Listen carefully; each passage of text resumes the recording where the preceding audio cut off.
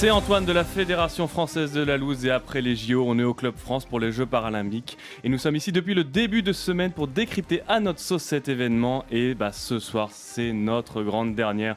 Bien évidemment, pour ce final en beauté, Louis est avec moi. Pas trop triste, Louis? Écoute, un mélange de nostalgie et d'excitation parce que je pense qu'on finit en beauté aujourd'hui. Oui, parce que pour te mettre un peu de baume au cœur, ce soir, on est avec un briscard des Jeux Paralympiques. Je voulais toujours dire le mot briscard, donc je le voulais. Prends ça. Et un des sportifs qui m'inspire le plus. Alors non, c'est pas parce qu'il vient de faire ses 6e Jeux Olympiques, bien évidemment, c'est pas parce qu'il a 5 médailles autour de son cou en saut longueur et en triple saut, dont une or. Non.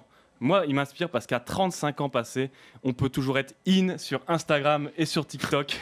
Comment ça va, Arnaud Assoumani? Ça va très bien, merci la FFL, très heureux d'être avec vous. Et merci de m'avoir porté l'œil. Bah oui, effectivement. On allait peut-être en parler, peut-être pas. Non, on n'est pas du genre de parler des contre-perfs, c'est pas du tout notre ADN. Effectivement, tu as fait 5e cette année au jeu. On en reparlera tout à l'heure. Mais avant tout ça, parce que cette 5e place, oui, t'as pas de médaille autour du cou, mais t'as ce qu'on appelle une presque médaille. Est-ce que ça te parle, ce tableau des presque médailles? Pas tellement, non.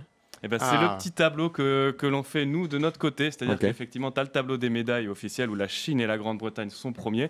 Et nous, en fait, on s'amuse, parce qu'on n'a que ça à faire dans notre vie, à calculer toutes les 4e, 5e et 6e places. Et ça te fait un tableau alternatif. Ça fait le tableau alternatif. Et à ton avis, qui gagne ce tableau alternatif? Je pense qu'on doit être pas mal placé sur le tableau alternatif. Qui gagne sur toutes les nations, réellement, de manière sérieuse? Très sérieuse. C'est la 4e place du coup qui te met devant. Quoi. Ouais, c'est exactement la même logique. C'est l'équivalent de l'or pour les presque médailles. Quoi. Allez, donne-nous je dirais qu'on est dans le top 3. Ah non, le top 3 c'est Chine, Grande-Bretagne, Ukraine. Toujours, mais ils sont tellement en fait, nombreux. ils ont énormément, c'est ce que tu vois, parce qu'effectivement, nous, la France, on a plein de disciplines où on n'est pas beaucoup, alors qu'eux, ils sont un peu partout. Non, nous, on est en la 8e place, mais il faut savoir qu'on est même là, on se foire un petit peu parce qu'on a 15 4e place, mais on a 32 5e place, dont tu fais partie. Et c'est un peu ça qui nous fait pêcher. On a plus de 5e place que les Anglais, par exemple, qui eux sont 31 4e place. Donc exactement. Eux ont eu encore plus le somme que les Français. Et si les Anglais ont un peu le somme, ça se prend. Ben oui, pourquoi pas, après tout. Bon, on va parler de toi, Arnaud. Tu es notre invité du jour. On est très heureux de t'avoir parce que tu es quand même une figure du paralympisme français. Donc 6e JO. Mais avant tout ça, moi, je suis désolé, je voudrais passer un coup de gueule parce qu'en 2010, on a vu que tu as été 3e du championnat de France valide en saut en longueur indoor. Et moi, je veux te demander, est-ce que tu n'as pas honte de venir gratter nos médailles? Un petit peu, je suis désolé, je m'étais excusé après quand même auprès des tu sais athlètes. Que t'as peut-être brisé des égos et des carrières ce jour-là. Désolé pour ça, je m'en suis voulu pendant un moment, je me suis dit allez, plus jamais. Les pauvres valides quand même, ils sont pas capables de faire un podium. Non, c'était quand même le truc qui nous a le plus marqué parce que effectivement, effectivement, quand on regarde les Jeux Paralympiques, on va avoir le côté on est bluffé par les performances, mais parfois on se dit en quoi c'est plus dur ou c'est compliqué. Et le truc qui n'est pas tout à fait peut-être pour nos auditeurs et même pour moi logique, c'est de se dire en fait, toi tu n'as pas d'avant-bras, c'est ça? Ouais, c'est ça, ouais.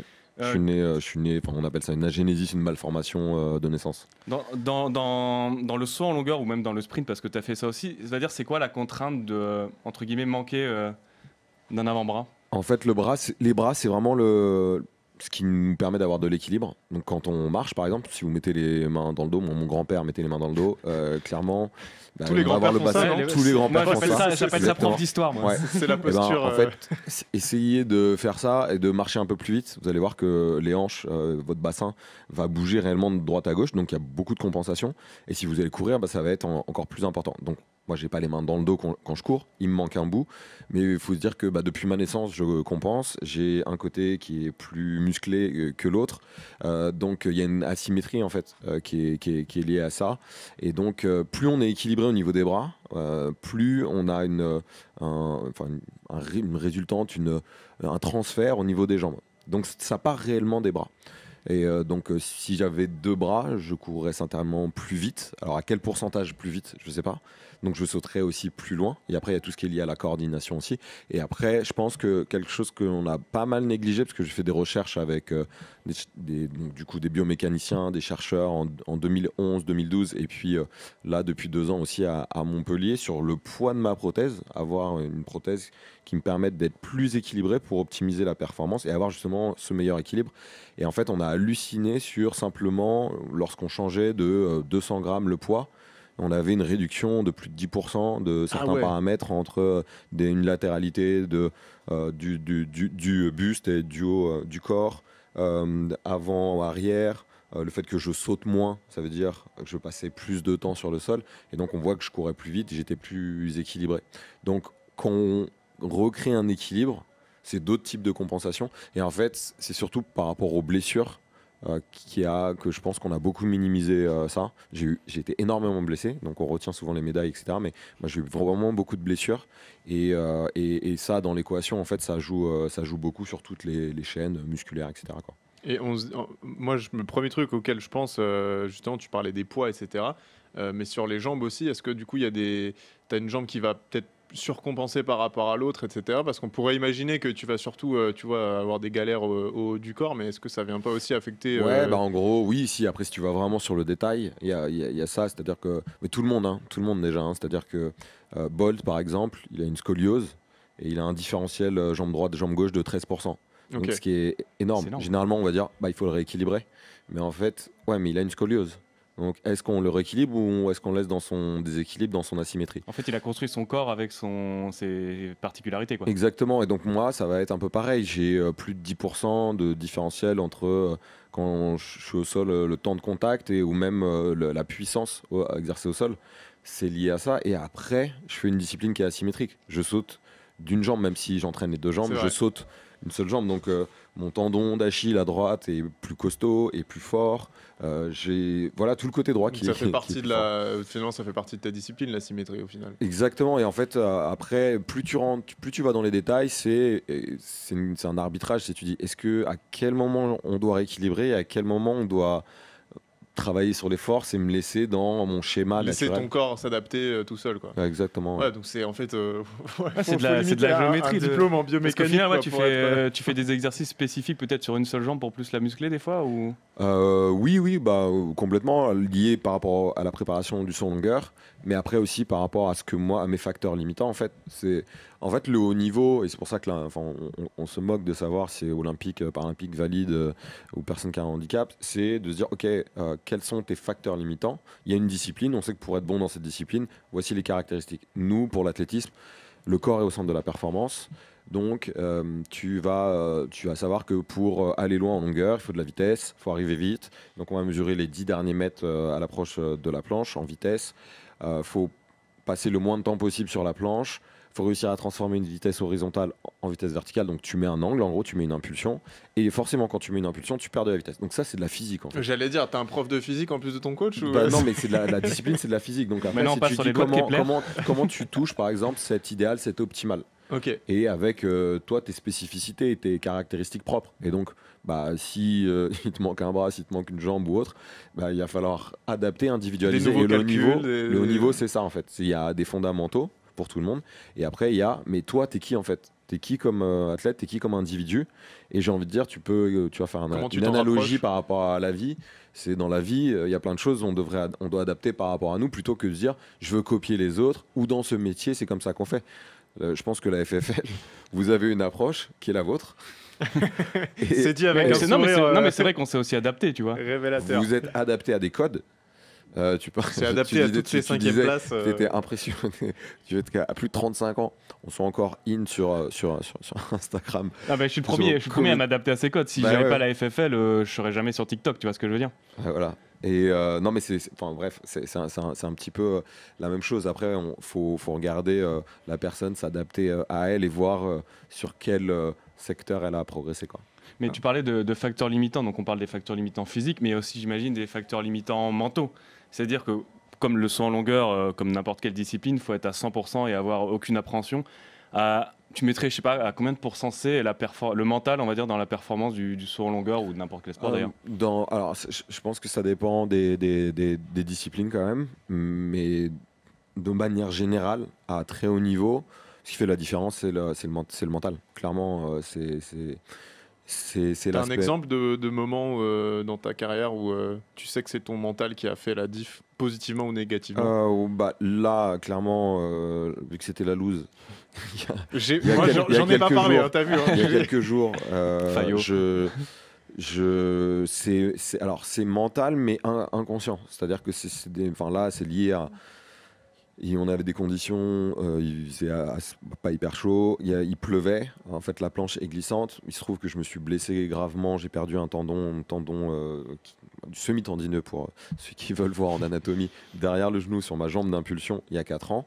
Depuis, ça a été un process de réapprentissage, de confiance au niveau de mon corps, et vraiment en fait j'ai compris, mais au bout d'un moment, parce qu'on travaillait au niveau prépa mental, faisait de la visualisation et ça changeait rien, alors que physiquement tout allait bien, techniquement tout allait bien, et normalement ça devait progresser. Et dès que j'étais en compétition et je voyais une planche, et ben en fait dès que vraiment je l'avais visuellement, bah tout s'arrêtait. C'est-à-dire que je mettais un frein à main, je mettais les épaules en arrière, et en gros c'est ma tête qui me dit je veux pas y aller, quoi. Sauf que moi j'ai envie d'y aller consciemment, j'ai envie d'y aller. Ouais. J'ai envie de mettre de C'était plus l'agressivité, profond. etc. C'est-à-dire que c'est ton Et en instinct fait- pur et dur qui te bloquait. Qui se disait, Et oula, danger, c'est assez rechute, bizarre parce que c'est la première fois que ça m'arrivait à la perche, par exemple. Je sais pas si vous avez déjà entendu, mais des fois les mecs ils disent ils n'arrivent plus à piquer. Parce qu'on me dit piquer la perche dans le butoir pour pouvoir sauter au niveau de la barre. Et donc ils ont sauté des milliers de fois. Ouais.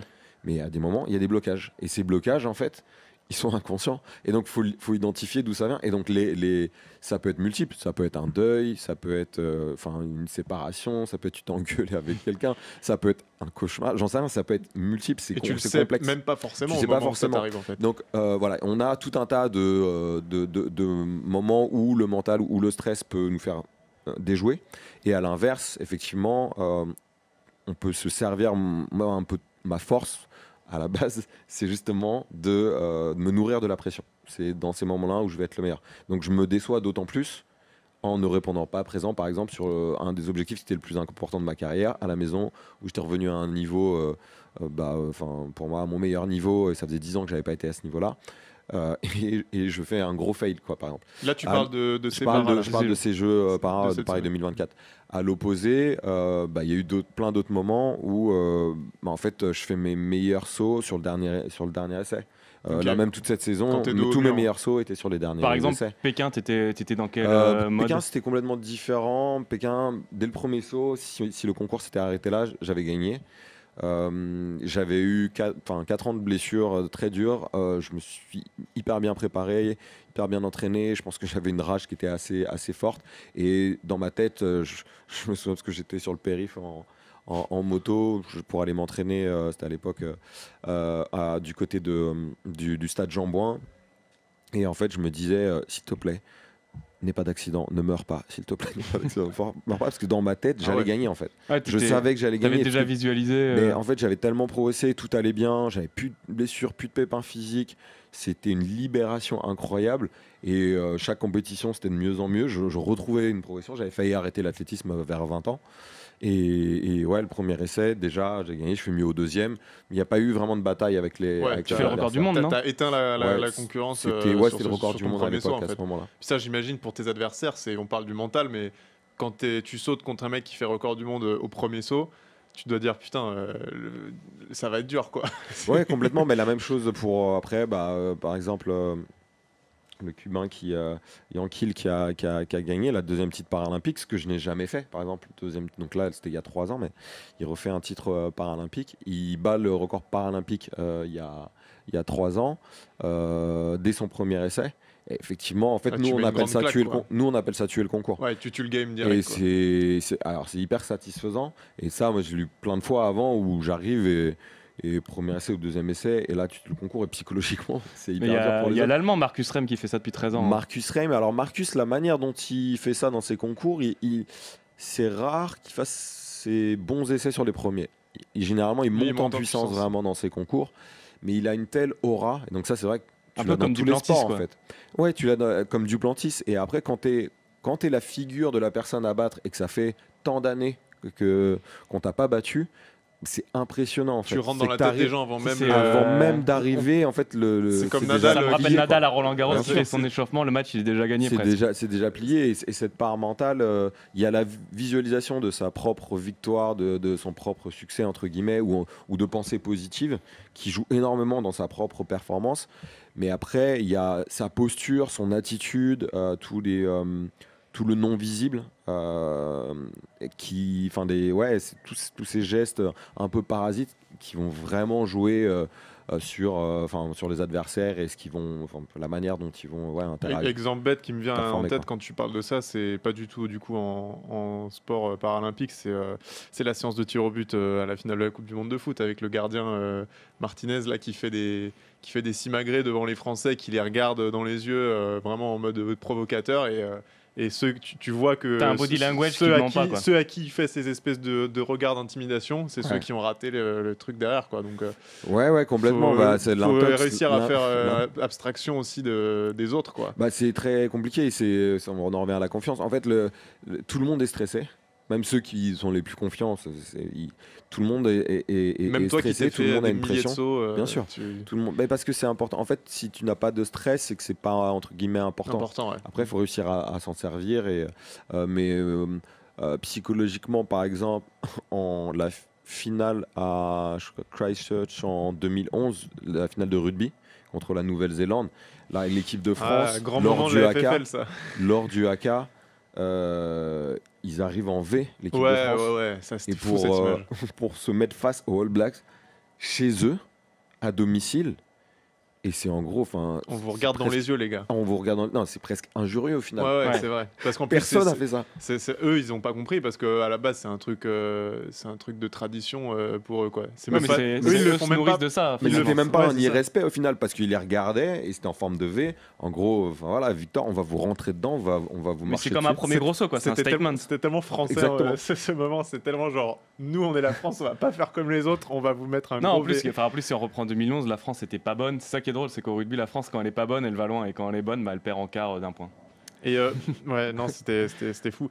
Moi, j'avais une question à te poser pour sortir un peu de. C'est hyper intéressant par contre, hein, Ouais. tout cet aspect psychologique, mental. On a presque envie d'être sérieux. Ouais, non, mais c'est vrai, on pourrait faire 2 heures là-dessus. Hein. Moi, j'étais retombé sur une interview de toi quand peut-être à Dubaï, je crois, où tu parlais de ta préparation pour des paras je sais plus lesquels c'était, peut-être 2020, et tu disais en fait on est un peu absent médiatiquement, les gens s'en foutent.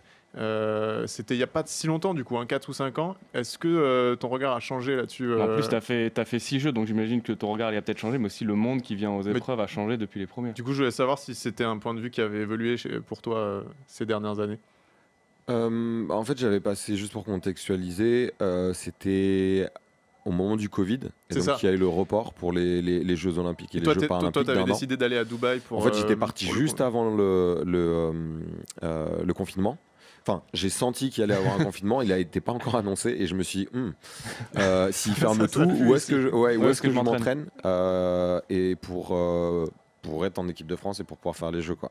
Et donc c'était un peu bizarre comme Tu décision. savais pas encore si les jeux allaient être annulés. Ah bah non, à ce etc., moment-là, pas du ouais. tout. Personne ne savait. Et je me dis, bon, pour me donner une chance, où est-ce que je pourrais aller pour... Donc c'était très, très bizarre comme réflexion de partir à l'étranger pour se dire, potentiellement, je me donne la possibilité de concourir après en équipe de France. C'est et ce je que pars tu seul. dis. Tu dis dans ton interview, je pars à l'étranger pour mieux représenter potentiellement la Ouais, France. Si jamais. c'était vraiment bizarre et je me suis posé la question, je me dis, vraiment, je vais faire ça? Et donc, je suis parti là-bas et il y a eu après le report et j'avais un ami qui m'a envoyé sur Instagram, c'était un post de l'équipe qui mettait report des Jeux de Tokyo et il disait Jeux de Tokyo. Il disait pas Jeux Olympiques et Jeux Paralympiques par exemple, mais il disait les Jeux de Tokyo. Et ils avaient mis simplement les dates des Jeux Olympiques. Et donc ça veut dire que inconsciemment, tu vois, tout à l'heure, je t'ai pas repris parce que c'était un peu la loose. Non, Ouais, t'as dit olympique. t'as dit Ouais, je Jeux sais, j'ai Olympiques. remarqué. Plusieurs fois, mais pour beaucoup en fait, c'est parce que ça c'est plus en termes, c'est juste de l'éducation, on l'a moins en tête. Voilà, moi je l'ai en tête parce que je suis dedans en fait, Bien tout sûr. simplement. Mais à ce moment-là, je passe un coup de gueule parce que pour moi c'était symptomatique du fait que ouais, mais en fait ils s'en foutent. ça ne les En fait, intéresse pas. ils s'en Dans rendent les peut-être même bandeaux pas, de télé, vu que j'étais à l'étranger, je voyais sur CNN ou autre, ils mettaient report des Jeux olympiques et paralympiques de Tokyo l'année d'après. Et nous, il y avait souvent, les journalistes disaient report des Jeux olympiques. Et ils ne mettaient pas les Jeux paralympiques. Et en fait, le truc, c'est qu'effectivement, par exemple, moi j'ai fait mes premiers Jeux en 2004. À ce moment-là, on a c'est que du différé déjà. On n'a rien en direct. Le premier direct des Jeux paralympiques, c'est à Rio pour les Jeux d'été en 2016, donc c'est hyper tard. J'avais une radio, je me souviens, j'ai eu une interview radio, j'ai une photo de ça, je pense que c'est une de mes premières interviews. Et d'ailleurs, j'avais eu une question sur la médiatisation, enfin sur pourquoi les journalistes ne parlent pas plus positivement des Jeux paralympiques. Alors moi, c'est mes premiers Jeux, j'ai 19 ans, je fais des châteaux de sable, je m'entraîne pour ça. Et on me pose une question sur autre chose que je ne maîtrise pas, c'est-à-dire le handicap. Pourquoi ? Parce que, en fait, moi, ok, la société où vous me voyez avec un handicap, moi, je ne me vois pas comme ça, mais c'est pas grave, ok, vous me voyez comme ça, et je devrais être un spécialiste de ça, alors que là, je fais de l'athlétisme, je vis un rêve, et en fait, je vis un rêve, mais en même temps, je me dis, ah ouais, tout le monde s'en fout, en fait. En fait, pour eux, t'es pas un sportif, quoi. Bah, tu te sentais comme... Il y a vraiment plein d'émotions différentes, parce que autant j'ai été médaillé, et j'ai reçu un message de la part de Jacques Chirac, donc c'est complètement irréel. On a été reçu à l'Elysée, j'ai fait la collade d'ailleurs pour la petite anecdote, j'ai fait la bise, je ne savais pas ce que c'était la collade. Donc j'arrive, en fait il y a une photo, on voit, il y a Jacques Chirac comme ça, il me tient et il se marre. Enfin on se marre tous les deux parce qu'en fait je viens de lui faire la bise. Et moi dans ma tête, je vois qu'en fait il me fait pas, moi t'entends vraiment... Tu vois, ça fait vraiment ça quoi. Genre je fais la bise à mon grand-père. Et non en fait c'était la collade, bon bah je connaissais pas à ce moment-là. Mais il s'est pas gouré sur ton nom toi? Non, il a quelques cagades, Jacques Chirac, dans le... Zazie. Non, ouais, on parlait d'Izou. Jackson Richardson, il lui avait parlé anglais parce qu'il savait pas... Ouais, non, il est... Notre numéro 10. C'était un bon bluffeur. Hein. C'était un bon bluffeur, mais bref, à ce moment-là, pas de visibilité. T'as l'impression d'être des athlètes de seconde zone, clairement. Enfin, c'était la série Z. Et tu te dis, bah ouais, en fait, ok, là, tu comprends qu'il y a des gens en France... Tu vois, il y a un truc de... tu prends conscience, même en étant jeune, que des personnes qui ont un handicap en France, parce que toi, tu te dis t'es privilégié, tu fais les jeux, il y a quoi de plus haut, en fait, que ça ? Ouais, tu peux pas faire un truc avec plus de visibilité. Et en fait, tu te dis t'es pas considéré. Et tu te dis, ah ouais, mais en fait, dans la société, tous ceux qu'on ne voit pas et qu'on n'entend pas, ah oui, mais ils sont absolument pas considérés. Et donc moi, ça a été vraiment un révélateur à ce moment-là. J'ai découvert tout un tas de choses parce que j'ai commencé à faire des compétitions en handisport. J'aime pas le terme en lui-même. En 2003, mes premiers championnats d'Europe, ce qui était génial. Et en même temps, je vois plein de... Je me dis, c'est un peu la cour des miracles. Et je me dis, qu'est-ce que je fous là ? Je me dis, mais j'ai pas de handicap, moi. Je suis pas handicapé. Et c'est hyper marrant parce que très rapidement, je me dis, mais t'es stupide ou quoi ? Je dis, c'était un révélateur comme un miroir. Et je me dis, mais est-ce qu'une personne ici se sent handicapée ? C'est quoi se sentir handicapé ? Je dis, ben non, c'est comme toi en fait, ils sont eux quoi. C'est juste c'est les difficultés qu'ils vont avoir, c'est le regard des gens, c'est le fait d'avoir des difficultés d'accessibilité, de galérer, de ne pas être autonome, d'être montré du doigt, de pouvoir être marginalisé ou autre. Enfin, c'est ça en fait qui fait de te mettre à l'écart. Il n'y a pas besoin d'avoir un handicap pour ça. Tous les gamins et gamines qui vivent du harcèlement scolaire ressentent la même chose, j'en suis persuadé. Et est-ce que du coup aujourd'hui avec ce qui s'est passé, cet entrain collectif, il y a aussi ce changement de regard, je trouve, médiatique. Là c'est incroyable. Est-ce que ça t'a réconcilié un petit peu avec ce regard? C'est pas réconcilié. Est-ce que ça te donne un peu d'espoir sur l'évolution J'aime pas forcément ce terme, même si je l'emploie maintenant de temps en temps, espoir, parce que j'ai l'impression que ça nous empêche quelque part d'être dans l'action. Okay. Et d'être presque j'attends que peut-être ça va arriver un jour. Non en fait est-ce que ça te satisfait au moins de voir l'évolution positive, tu vois? C'est comme d'autres athlètes, moi je milite pour comme Notonin Keita qui est porte-drapeau, comme Michael Jérémiaz qui est notre chef de mission, qui a été porte-drapeau aussi et qui est très très engagé. Je suis un des athlètes par exemple qui fait partie du comité de candidature en tant qu'athlète, en tant qu'ambassadeur pour les Jeux de Paris 2024. Et nous, on avait vécu déjà les Jeux. On a vécu Londres 2012. On a vu l'impact sur la société en Angleterre, la visibilité, le boulot qui a été fait par Channel 4. Tu savais que ça allait se passer comme ça à Paris ? Incroyable. Non, c'est ce qu'on voulait pour Paris, c'est ce qu'on voulait pour la France. Quand on a vu des stades pleins, moi je sautais un lundi à 10h du matin en plus, ouais. En septembre à Londres, il y avait 80 000 personnes. Il n'y avait pas un siège de libre. Les gens vibraient dès qu'il y avait des Anglais. Le stade allait décoller. Je me dis waouh. Et là, moi, je me souviens de moi chialer à la mairie de Paris en 2005 lorsqu'on n'avait pas eu les Jeux de 2012. Et je me dis bah jamais on va connaître ça dans la vie. Mais au-delà de ça, en fait, pourquoi c'est intéressant? Parce que de parler de performance, de parler là d'émotion. Tu disais tout à l'heure qu'on découvre des personnalités, d'autres athlètes, mais c'est génial. C'est ce qu'on veut. Et c'est à ça que les gens s'attachent. Puis tu les découvres en tant qu'athlète, tu vois ce que je veux dire? Mais ils ne connaissent pas souvent le sport. Il n'y a que les spécialistes, on va dire, qui connaissent techniquement. Les jeux, ce qui est intéressant, c'est que tu encourages quelqu'un de ton pays. Tu t'identifies, tu dis ah, il est de ma ville, elle est de ma région. Ah, j'aime bien son humour ou j'aime bien sa personnalité. Oh, il m'a fait chialer pour telle ou telle raison. C'est de la spontanéité, c'est des moments de vie. Et ça, on a besoin du direct, on a besoin des médias. Tu te dis peut-être donc cette enfin, couverture, en fait. mais bien sûr, parce qu'en fait, une couverture de qualité, des athlètes qui se défoncent, mais comme d'habitude, parce que nous, on se défonce tout le temps. Un public qui est là et un engouement. Le public, merci, les bénévoles qui sont incroyables et l'organisation qui est folle et les sites qui sont dingues. En fait, quand tu vois les gamins qui sont là juste derrière au Club France, tu vois les regards, tu regardes sur Instagram aussi les commentaires, les gens n'ont pas envie que ça s'arrête. Tu vois, ça unit les gens. Et en fait, cette force-là, elle va laisser un impact et un héritage juste dingue. Ça va changer le regard. Ça change déjà le regard sur le handicap, la différence. Et c'est beaucoup plus fort que les mots, que toutes les interviews que tu peux faire. Et ensuite, derrière, tu peux construire là-dessus pour la société, pour l'accessibilité, pour l'éducation, pour la culture. Et pour se dire, ah ouais, au final... en fait, il y a ce problème-là.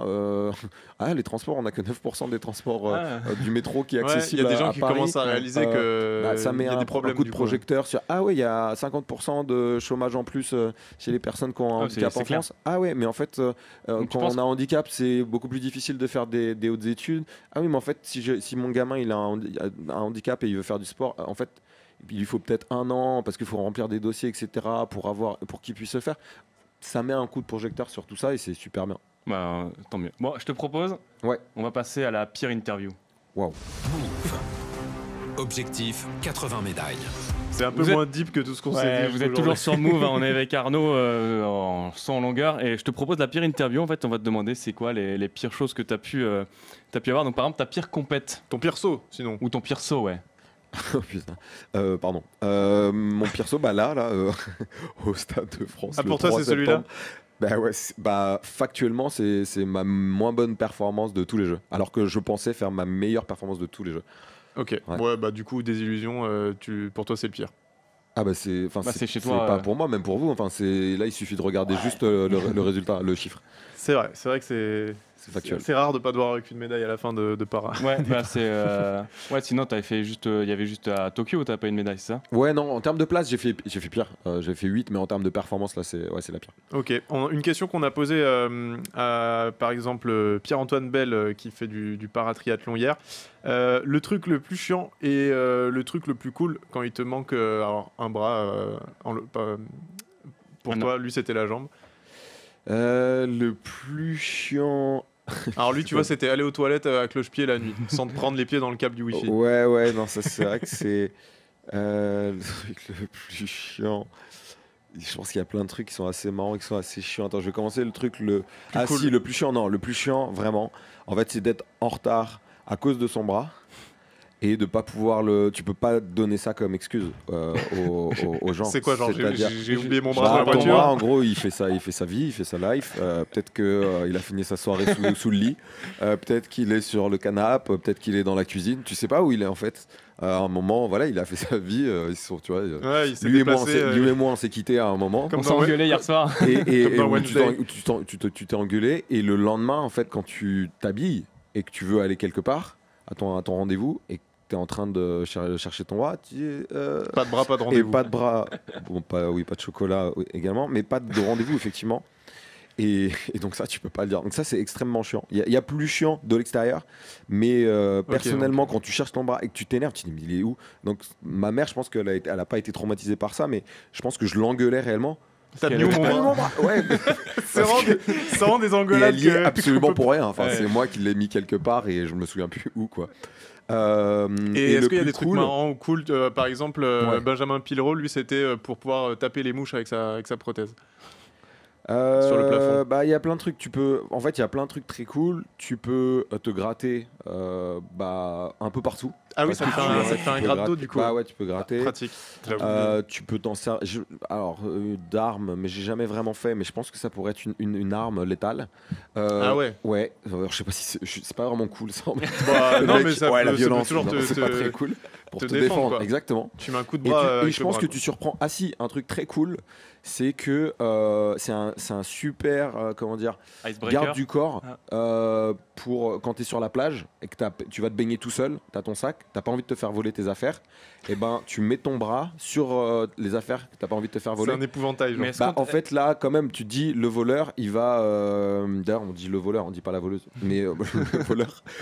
Qu'est-ce qu'il il va va- foutre avec un il bras, va- de toute façon, bah, avec en un fait, bras gauche? non, mais je me dis, il va se poser une question. Il va mettre un temps avant de se dire, tu vois, est-ce que je fais vraiment? C'est-à-dire Ouais, que c'est là, du je vais mind voler game. quelqu'un, tu vois, tu joues un peu peut-être sur la pitié. Tu vois. Là, c'est peut-être intéressant. Mais est-ce que tu t'es déjà fait voler ton bras? Oui. Alors, non, pas voler directement. Je me suis fait agresser, et puis, juste à côté d'ici en plus, à Porte de Pantin, en 2012, en scooter, à la bombe lacrymo, à 7h du matin. Je suis en train de Wow. chanter sous mon casque. Et il y a deux mecs, et je vois un mec qui s'approche dans mon rétro. Et en fait, il y en a un qui me tient le casque, l'autre qui me fout de la bombe lacrymo à bout portant. Et ils prennent mon scoot. En fait, c'est hyper violent la bombe lacrymo. En fait, c'était la Bah première ouais, fois. c'est hardcore. Et en fait, j'avais mes prothèses, j'avais mis mon sac de sport et j'avais 2 prothèses dedans. Et ça avait fait vachement de bruit d'ailleurs. Ça avait fait plus de bruit, ça, j'avais passé Que un ta petit coup de médaille. gueule. Ça avait fait plus de bruit qu'effectivement, il y avait eu des articles dans le monde entier. C'était vraiment n'importe quoi. Qu'est-ce qui est très cool aussi, pour dormir, c'est génial parce qu'en fait, tu l'enlèves. Et moi, du côté droit, à un moment, c'est chiant quand tu sais pas comment te Ouais, mettre. J'avoue. T'as Bah, toujours des là, moi, fourmis c'est et tout. hyper- bah, c'est- Ouais, t'as là, le bras c'est hyper bien. qui pend Ouais, là. non, c'est T'as pratique. pas Non, ça, mais il y a du coup. plein de. Bon, il y en a plein d'autres hein, après. Sous-côté en vrai. Ouais, sous-côté complètement.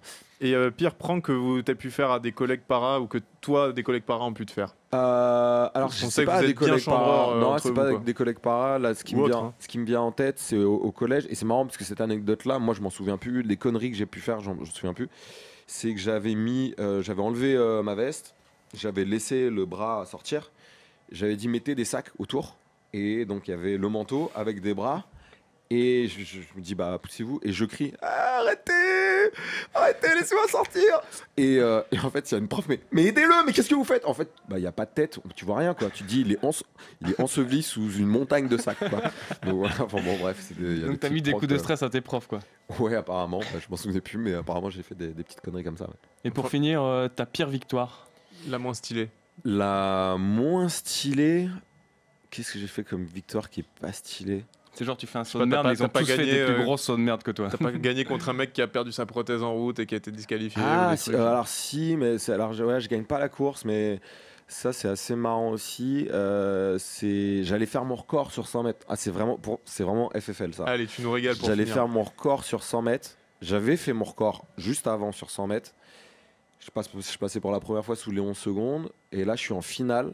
Un meeting, je suis qu'avec des athlètes valides. Et là, je pars. Là, je suis bien. Et je sens que vraiment, je suis hyper chaud. C'est beaucoup mieux. Accélération, je suis bien placé. 50 mètres, 60 mètres. Et là, je vois un truc qui part. Je me dis. Et là, en fait, je sens un poids. J'ai failli tomber. Et en fait, j'ai une partie de ma prothèse qui s'est envolée. Et ça avait été filmé. Il faudrait que je retrouve la vidéo. Et j'ai une partie du bras qui est partie, je sais pas, à une dizaine de mètres en l'air. Et, Ouais, d'accord. et après, je suis reparti dans la course et voilà, j'ai fini. Je crois que j'ai fait 10,97, mais j'allais faire vraiment un bien meilleur chrono. Voilà. Donc Et il y a c'était un personne peu- qui a été c'était un peu blessé. la loose. Non, malheureusement, personne n'a été blessé. Ouais, parce que ça aurait pu assommer un concurrent, quoi. Bah, au moins que ça serve à quelque Bah chose. ouais, j'avoue. Et puis personne peut te le reprocher. T'aurais pu viser, quoi. Quoi.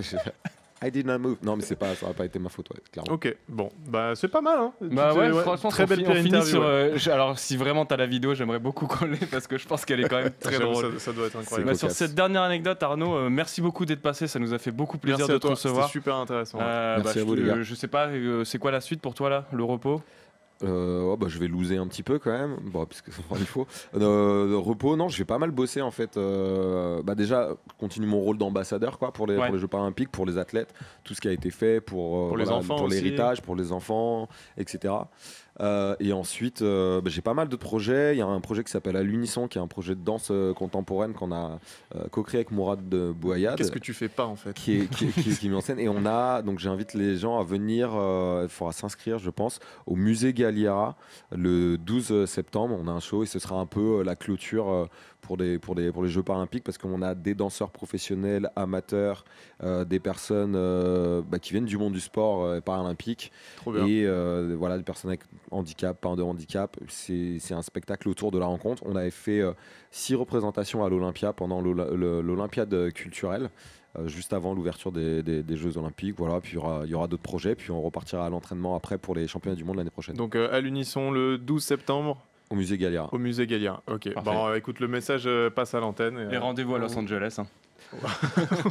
Hopefully, carrément. Ce serait, ouais. Bon voilà, Louis. cool. C'est la C'est la dernière. fin, c'était la fin d'Objectif 80 médailles. Ouais, merci à tous ceux qui nous ont écoutés pendant les paras, pendant les Jeux Olympiques. Ça a été un plaisir. On a reçu plein d'athlètes, plein de médaillés, de presque médaillés. Plein de rigolades, plein de trucs inspirants, Ouais, même si franchement, c'est très LinkedIn, mais c'était quand même incroyable. c'est super intéressant d'avoir tous ces retours. Et puis merci à tous les techniciens de Move qui nous ont supportés pendant toutes ces émissions. Sibylle notamment, Elisabeth qui nous a aidé aussi à préparer l'émission, Juliette aussi. Charlie, Juliette, il y en a eu pas mal. Voilà, je te Et ben laisse on le se mot dit de pas la à fin. demain, du coup. Ouais, pas à demain. Pas c'est à vrai. demain, mais en tout cas, voilà, n'hésitez pas à suivre encore le dernier week-end des Jeux Para. Je pense qu'il y aura pas mal de choses à mettre sous la Bah dent. ouais, Demain, il y a vive, France-Argentine en CC Foot. Alors, huez-les, mais huez-les silencieusement. Quel magnifique mot de la fin. Bien dans Voilà. l'esprit FFL. Allez les Bleus. Bonne soirée.